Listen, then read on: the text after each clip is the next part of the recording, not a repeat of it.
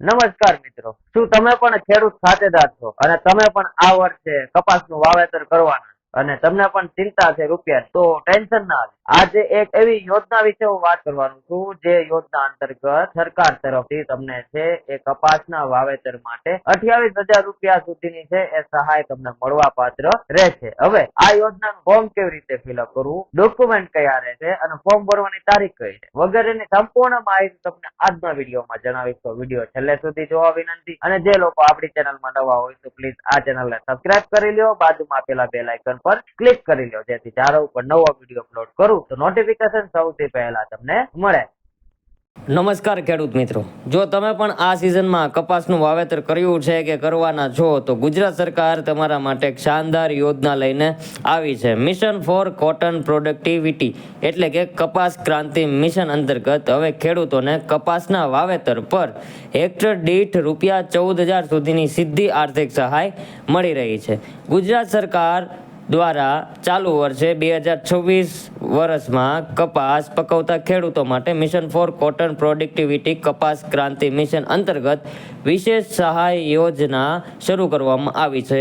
આ યોજના હેઠળ ખેડૂતોને વાવેતરની પદ્ધતિ અને અંતરના આધારે સીધી નાણાકીય સહાય આપવામાં આવે છે. સૌપ્રથમ વાત કરીએ તો યોજનાનો મુખ્ય હેતુ શું છે. આ કેન્દ્ર અને રાજ્ય સરકારનો સંયુક્ત 5 વર્ષીય પ્રોજેક્ટ છે. તેનો મુખ્ય હેતુ પરંપરાગત પદ્ધતિને બદલે આધુનિક અને વૈજ્ઞાનિક વાવેતર પદ્ધતિ અપનાવીને કપાસનું ઉત્પાદન વધારવાનો અને ખેડૂતોને ખેતી ખર્ચ ઘટાડવાનો છે. ચાલુ વર્ષે ગુજરાતના 21 કપાસ પકવતા જિલ્લાઓમાં 1 લાખથી વધુ હેક્ટર વિસ્તારને આ યોજના હેઠળ આવરી લેવા માટે 134.80 કરોડનું બજેટ છે મંજૂર કરાયું છે.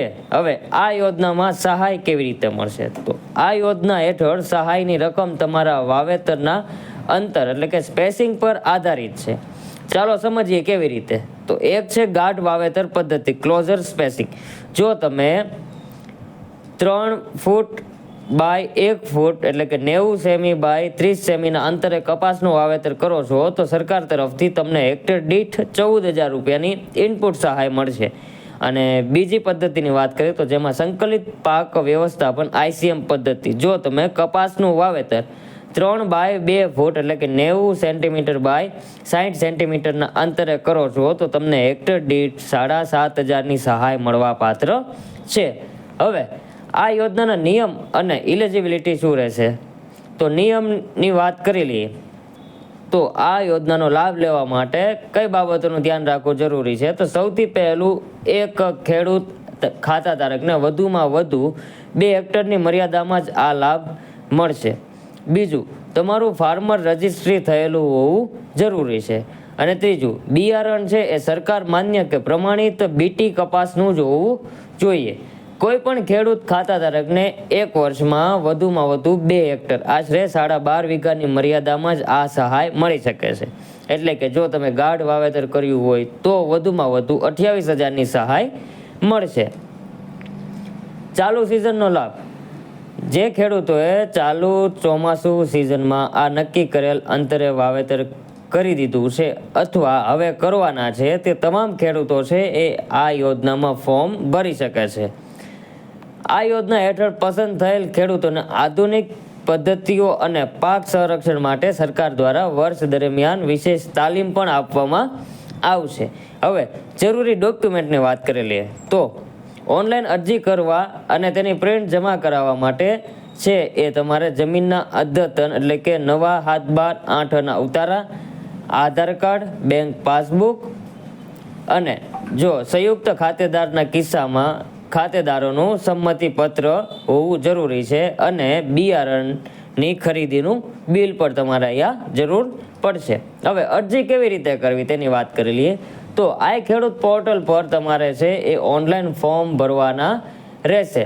લાભ લેવા માટે તમારે આ ખેડૂત પોર્ટલ પર ખેતીવાડી યોજનામાં ઓનલાઈન અરજી કરવાની રહેશે. અરજી કર્યા બાદ તેની પ્રિન્ટ કાઢીને જરૂરી કાગળો જોડીને તમારા ગ્રામ સેવક અથવા તાલુકાની ખેતીવાડી કચેરીએ નિયત સમયમાં જમા કરવાની રહેશે. હવે ફોર્મ ભરવાની તારીખની વાત કરેલી તો ફોર્મ ભરવાના છે એ 10/7/2026 થી ફોર્મ ભરવાના શરૂ થઈ ગયા છે, જેની છેલ્લી તારીખ છે એ 24/7/2026 સુધીમાં તમારે ઓનલાઈન ફોર્મ ફિલઅપ કરવાના રહેશે. તો ખેડૂત મિત્રો મોડું ના કરતા આજે જ આ યોજનાનો લાભ લો અને આધુનિક પદ્ધતિથી કપાસનું બમ્પર ઉત્પાદન મેળવો.